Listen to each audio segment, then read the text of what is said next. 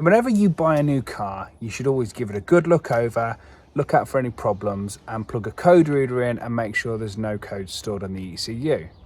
Right? That's what everyone does, isn't it? Not me. In the last video, you'll have seen that I picked this car up and I just gave him some money and got out of there. But yeah, you should never do that. You should always plug a code reader in. Now, I usually carry around my laptop with VAGCOM on it, and that's how I check for codes. But I got sent a product in the post, and I'm gonna give it a try. And stick around to the end of the video to find out how you could win this if it's any good.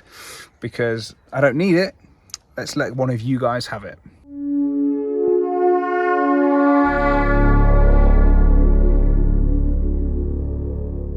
My name's Bryn from BDBS TT. If you don't already know me, then I've got lots of useful videos about how to repair your Audi TT. If that sounds good, then hit the subscribe button below so that you never miss one of my videos. So here it is. It's a C reader, code reader, Elite. It'll do lots of different makes, do lots of different things apparently.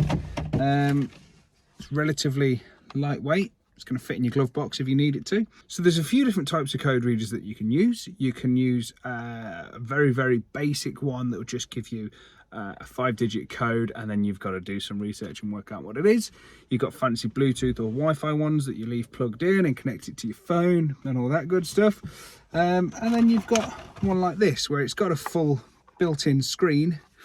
Plug it in, and this will give you all the readings. This can actually connect over Wi-Fi, connect to the internet, and you know, give you a little bit of an idea of what that code might mean. So yeah, like I say, let's see if it's any good.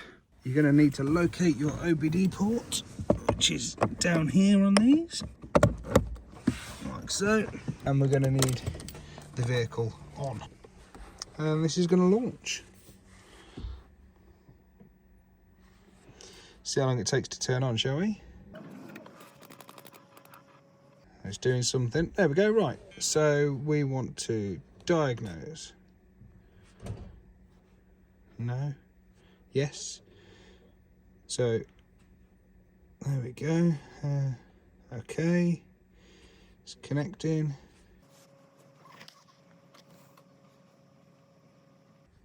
Cool, so we've got some options here. Now I can either do a full system scan or I can select a system. Now for the purposes of this, I'm going to select a system. I'm going to go into engine electronics. So I'm going to start with the engine ones because, yeah, they're the most common ones to cause you major problems. We don't need to do a full health scan. I don't need to know whether it can communicate with the radio or the alarm, or you know how many times it's had a false alarm and things like that. I'm not bothered. I want to see the important things. I want to see the engine, the ABS module. For now, that's all I'm going to have a look at. So anyway, so here we go. It's done some stuff, so we can read fault codes. So power supply voltage, terminal to low, and coolant temperature, circuit range, performance. Fantastic. So I know that the supply voltage too low is because this car has been flat as a pancake. I've had it on charge and it's still on trickle charge so that I can do this video, and the battery's set at 12.6 volts at the moment. So I know that's not a problem. I know I have got something that is zapping current on this vehicle, but that's a separate thing. But this one here, this engine coolant temperature sensor circuit 1 range performance, that tells us that the, I'm going to click into it. Help, possible symptoms, possible causes, blah blah blah. So starting the engine tells you what to look for, and this is all very useful information.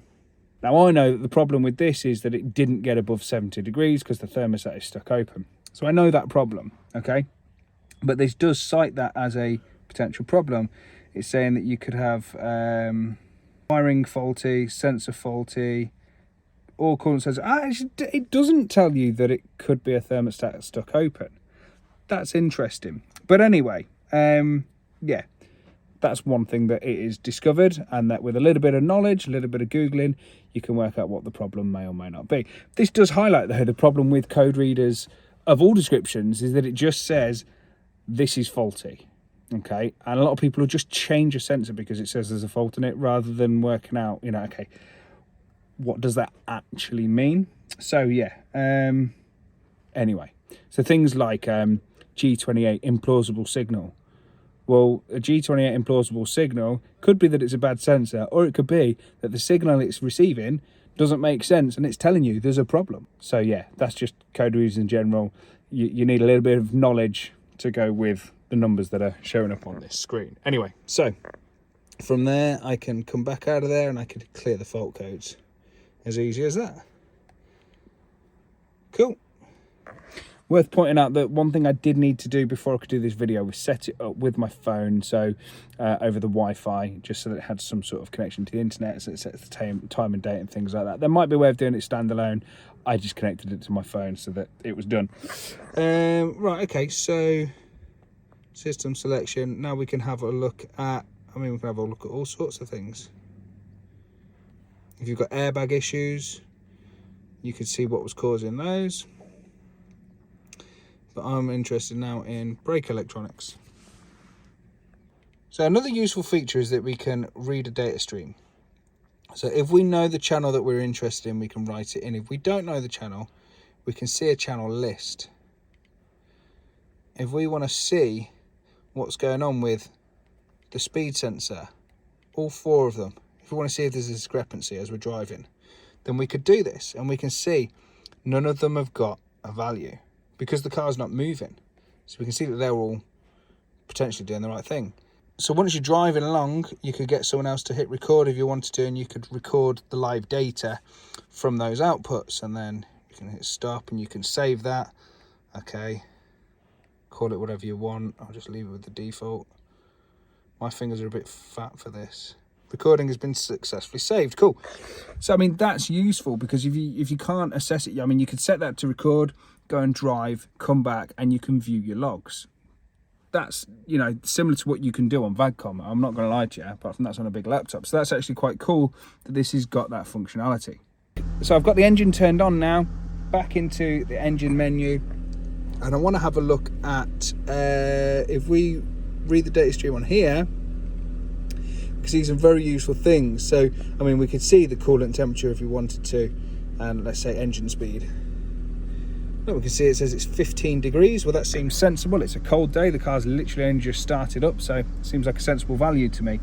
And we can see the value climbing. So the sensor itself looks like it's actually doing the right thing. And we could obviously get a thermometer out and compare the 2 readings, and but yeah, it's useful that we can see the sensor's live data.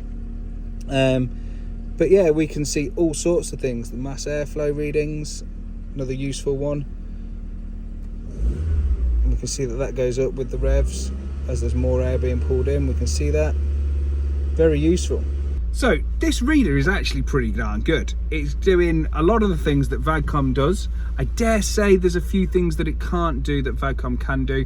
There's certain things that you need to enter passwords for, and I don't think this is going to have quite that in-depth level of functionality, but certainly all the stuff that a DIY mechanic sat in the driveway needs to be able to do, this looks like it can do it, and across the range as well. So obviously VAGCOM is very specific for Volkswagen Audi group.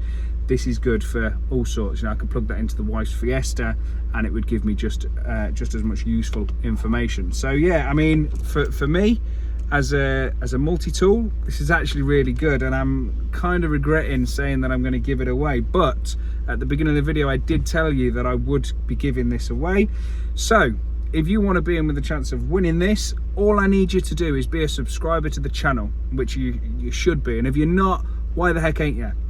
I need you to like the video, and I need you to comment down below why you think you should win. And I'm going to draw the results on Sunday the 12th. I'm just going to pick a name using one of those random generator thingies from the comments, all right? But just comment down below why you want this, and hopefully it could be yours. So yeah, now I've got a massive list of other faults that I need to start addressing on this vehicle. So like I say, if you're not already subscribed, make sure you do so, and you can see what else we're going to get up to on this lovely Audi TT. Until next time, I'll see you later. Cheers guys.